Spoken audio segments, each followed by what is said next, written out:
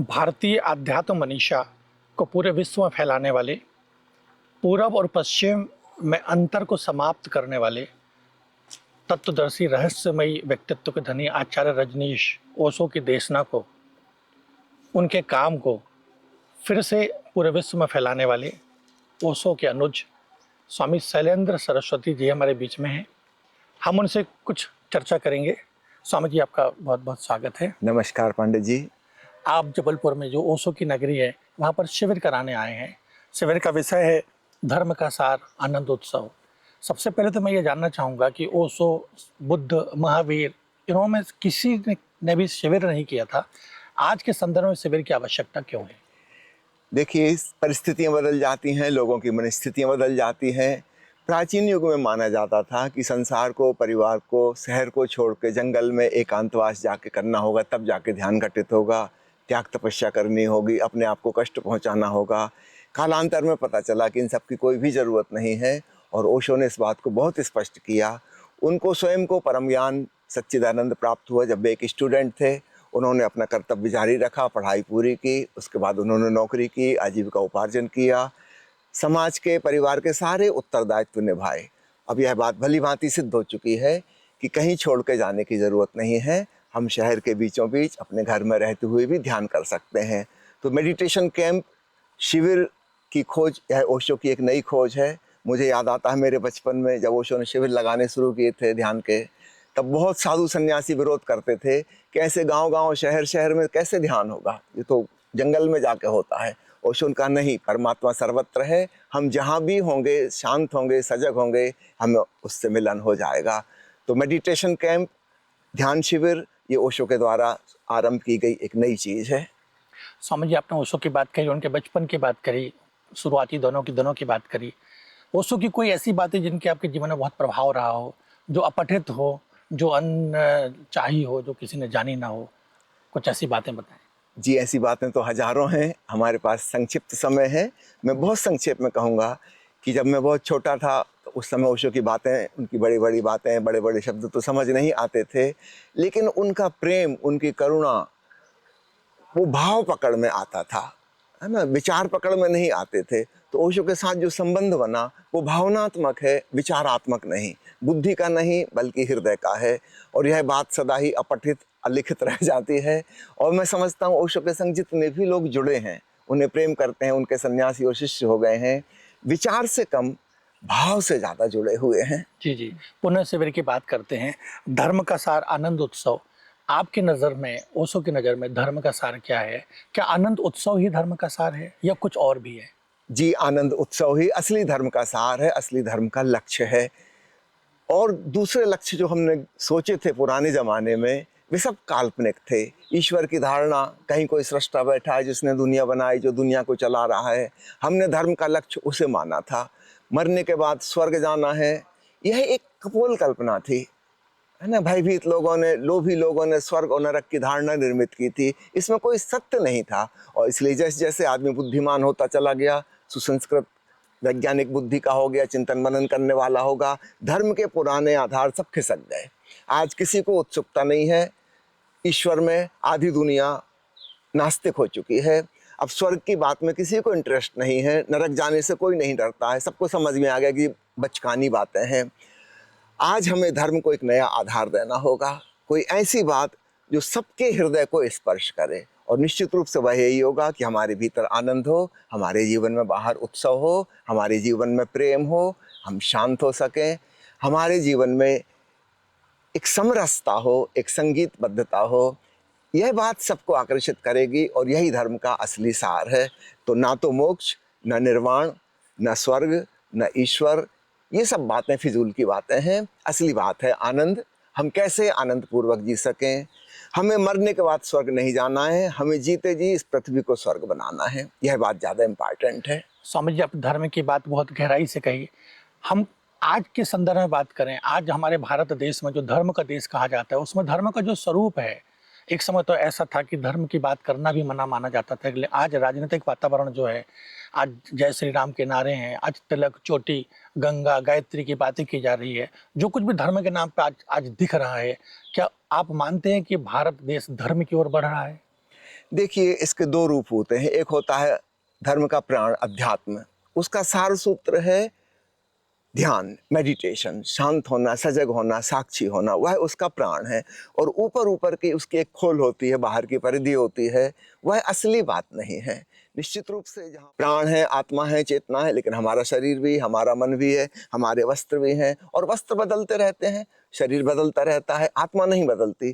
ठीक ऐसे ही अध्यात्म जो है, ध्यान उसकी आत्मा है, उसका प्राण तत्व है, लेकिन उसकी बाहरी रूपरेखाएं, बाहर के क्रियाकांड समय समय के अनुसार बदलते रहते हैं। वे सदा पहले भी बदलते रहे, आज भी बदल रहे हैं, आने वाले युग में और भी परिवर्तित होंगे। मुख्य बात पे हमें ध्यान देना चाहिए, गौण बातों को छोड़ देना चाहिए।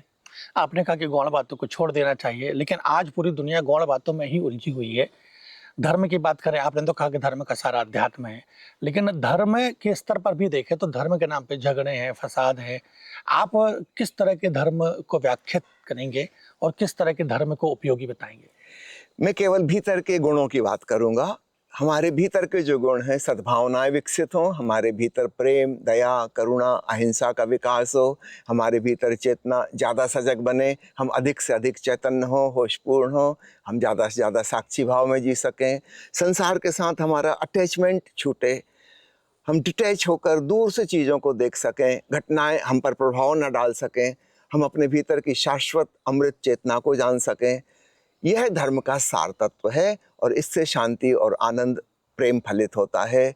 जिस धर्म की वजह से दंगे फसाद होते हों, लड़ाई झगड़े होते हों, खून खराबा होता होगा, उसे धर्म कहना कितना उचित है, सभी लोग समझ सकते हैं। अगर वह धर्म है तो फिर अधर्म और कैसा होगा।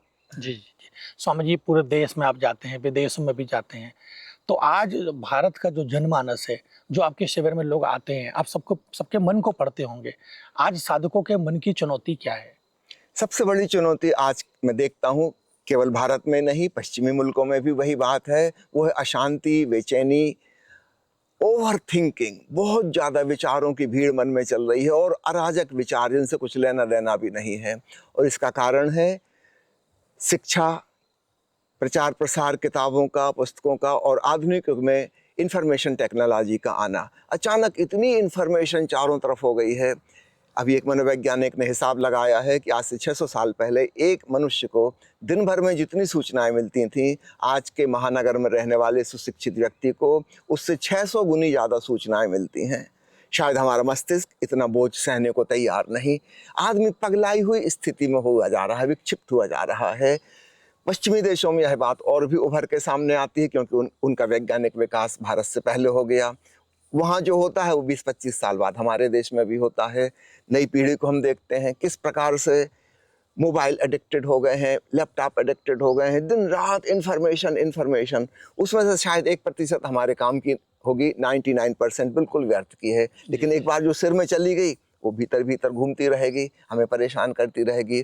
तो सबसे बड़ी मुसीबत आज जो है वो है ओवर थिंकिंग। और इसलिए ओशो ने जो ध्यान की विधि दी है, अपने विचारों के साक्षी हो जाना, मन के दृष्टा हो जाना, यह सबसे बड़ी औषधि है आज की इस व्याधि के लिए।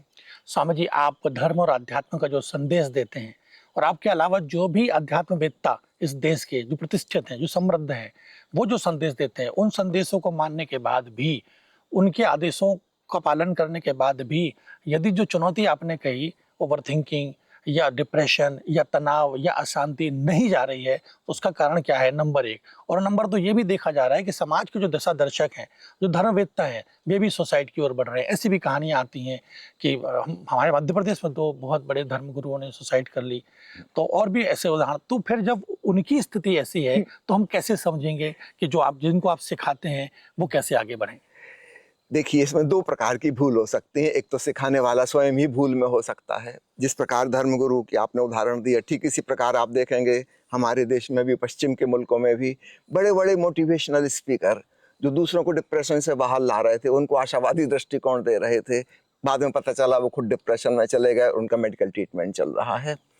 तो पहली भूल, जो लोग सिखा रहे हैं ज़रूरी नहीं कि उनको स्वयं भी आत्मज्ञान हुआ हो।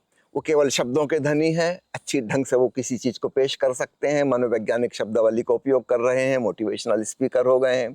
कोई धार्मिक शब्दावली का उपयोग कर रहा है, शास्त्रों का ज्ञान है उसको, उसके माध्यम से वो अपनी बात कह रहा है, लेकिन स्वयं उसने वह नहीं जाना है।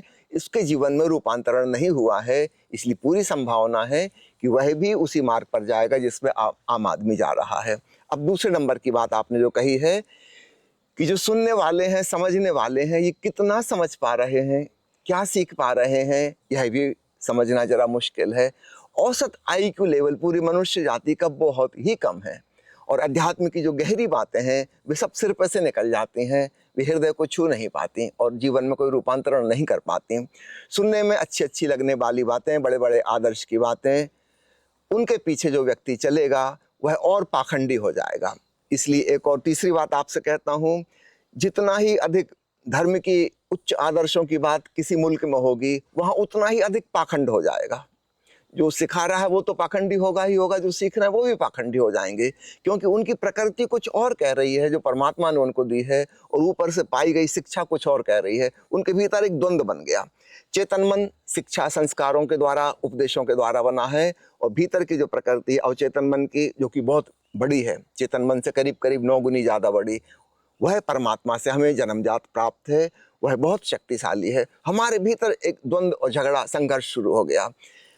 हम जानते हैं कि क्रोध करना बुरा है, ऐसा हमें सिखाया गया है, लेकिन भीतर से जब क्रोध आता है तो हमें बुरी तरह अपप्लावित कर लेता है और हम बेवश हो जाते हैं और हम क्रोध कर बैठते हैं और जो नहीं कहना चाहिए, नहीं करना चाहिए, हम वो कहते हैं और वो करते हैं। और यही बात अन्य क्षेत्रों में हम देख सकते हैं। तो हमारी शिक्षा कुछ और है, आदर्श हमारे कुछ और हैं, इसकी वजह से रूपांतरण नहीं हुआ, हम केवल पाखंडी हो गए। जी। यानी इससे तो बेहतर है आदिवासी व्यक्ति जो सहज है, सामान्य है, ठीक है, उसको भी क्रोध आता है, लेकिन जैसा है वैसा है, कम से कम पाखंड उसके जीवन में नहीं है। ओशो की शिक्षा यहाँ पर एक क्रांतिकारी मोड़ लाती है। ओशो कहते हैं हमारी अपनी प्रकृति को हमें दबाना नहीं है, दबाने से वह विकृति बन जाएगी। अगर हमें संस्कृति की ओर उठना है तो हमें दमन नहीं बल्कि रूपांतरण करना होगा। और ओशो ने इसके लिए जिस प्रकार की ध्यान विधियाँ दी हैं वो प्रकृति से लड़ने की नहीं, प्रकृति को दबाने छिपाने की नहीं, बल्कि उसे उघाड़ने की हैं, उसका निरीक्षण और अवलोकन करने की हैं। इससे आत्म रूपांतरण होता है और तब वह व्यक्ति बिल्कुल ही एक दूसरा व्यक्ति हो जाता है। स्वामी जी, अध्यात्म और ध्यान के नाम पर आपके पास जो भी है, जो आप लोगों को देना चाहते हैं, ध्यानियों को देना चाहते हैं, समयाभाव के कारण यदि कोई आपके शिविर में आना ना चाहे लेकिन आपका प्रशंसक है और आपसे कुछ पाना चाहे, तो आपका संदेश उसके लिए क्या है, वो शुरुआत कहाँ से करे?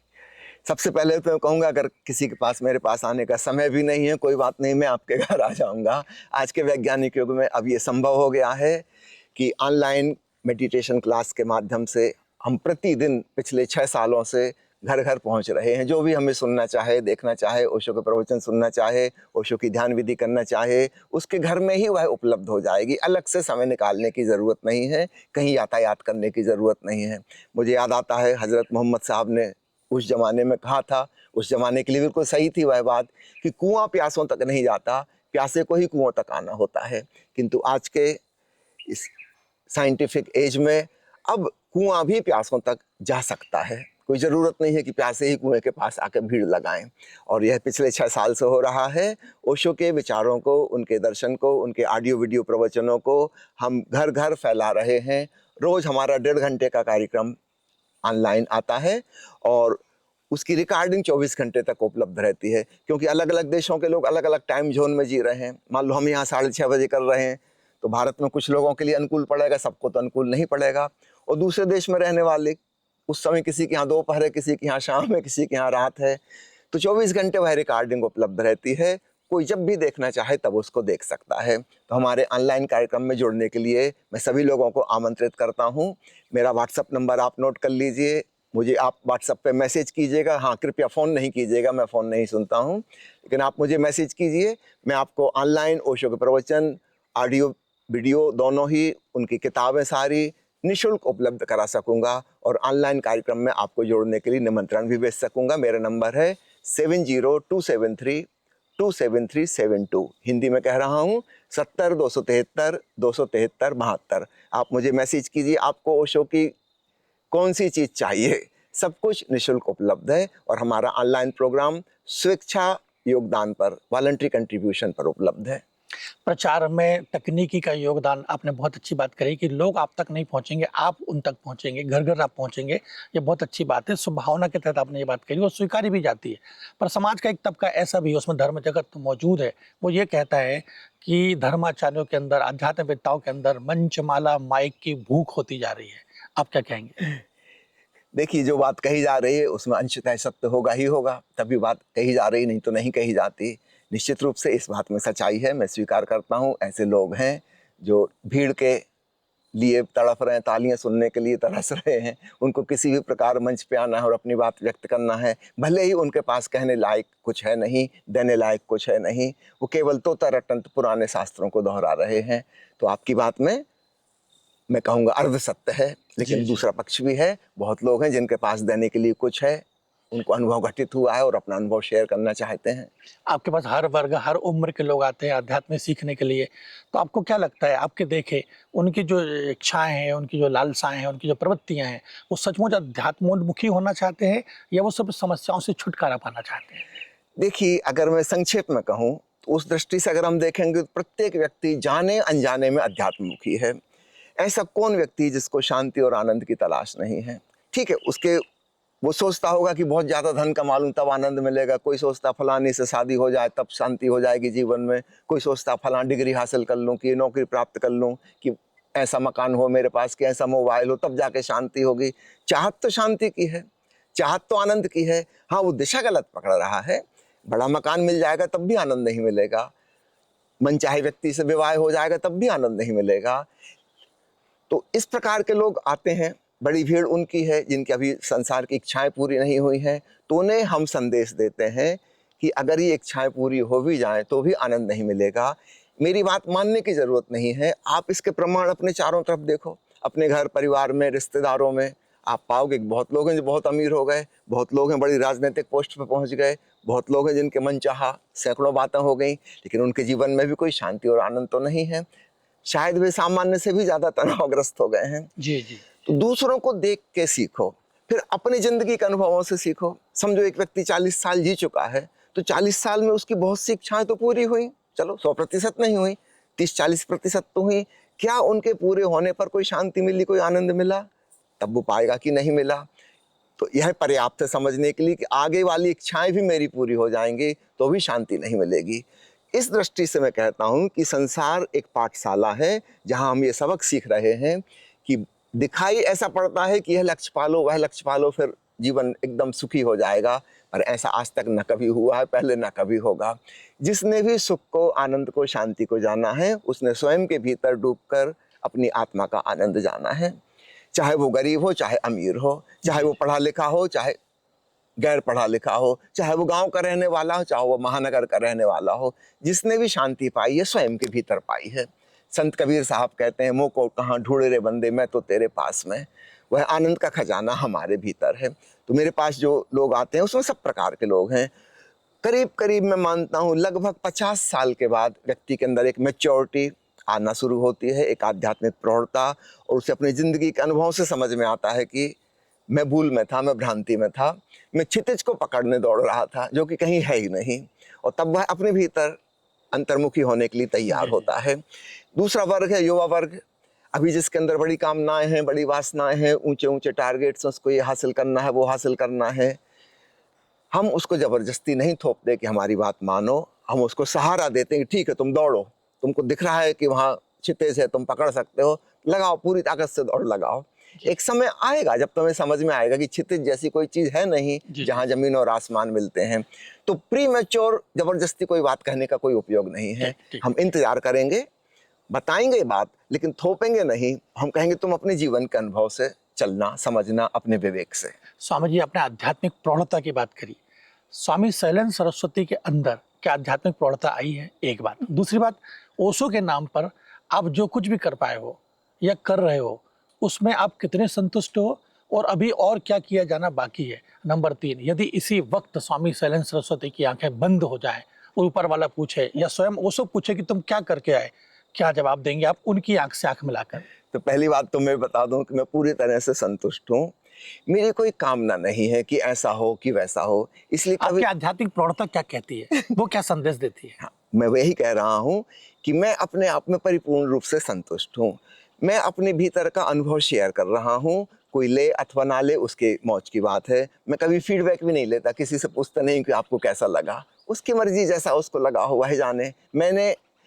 मेरी स्थिति ऐसे समझिए, जंगल में एक फूल खिला और उससे सुगंध बिखर रही है, उसे यह परवाह नहीं कि कोई सूंघेगा, कि मेरी प्रशंसा करेगा, कि कविता लिखेगा, कि पेंटिंग बनाएगा मेरी। अगर कोई करता है तो उसकी मौज, लेकिन फूल अपने आप में मस्त है। ठीक ऐसे ही मेरे भीतर जो मैच्योरिटी आई है, जो समझ विकसित हुई है, जिससे मुझे शांति और आनंद फलित हुआ, मैं चाहता हूँ कि वह बहुत लोगों तक पहुँचे। लेकिन यह वैसी कामना नहीं है जैसे संसार में अन्य कामनाएं पूरी, कि अगर पूरी नहीं होंगी तो मैं परेशान हो जाऊंगा, दुखी हो जाऊंगा, और पूरी हो जाएंगी तो खुशी मिल जाएगी। इससे मेरी खुशी मिलने ना मिलने का कोई संबंध नहीं है। खुशी तो मुझे मिली ही हुई है, आनंद मुझे मिला ही हुआ है। मैं अपने आप में पूरी तरह से तृप्त हूँ। और अगर इसी क्षण मेरी आंखें बंद हो जाएं, सांस रुक जाए, अत्यंत सुंदर कुछ बाकी नहीं है करने को, कुछ शेष नहीं है, कुछ पेंडिंग मामला नहीं है कि कल कहूँ जिंदा रहूंगा तो ऐसा और करता, कि वैसा मैं करता। ऐसा कुछ भी नहीं है। जो करने योग्य लग रहा है प्रति क्षण कर रहा हूँ, और वह अपने आप में कंप्लीट है। It is finished in itself. वर्तमान के क्षण में वह बात पूरी हो गई, अगले क्षण की कोई कामना नहीं है।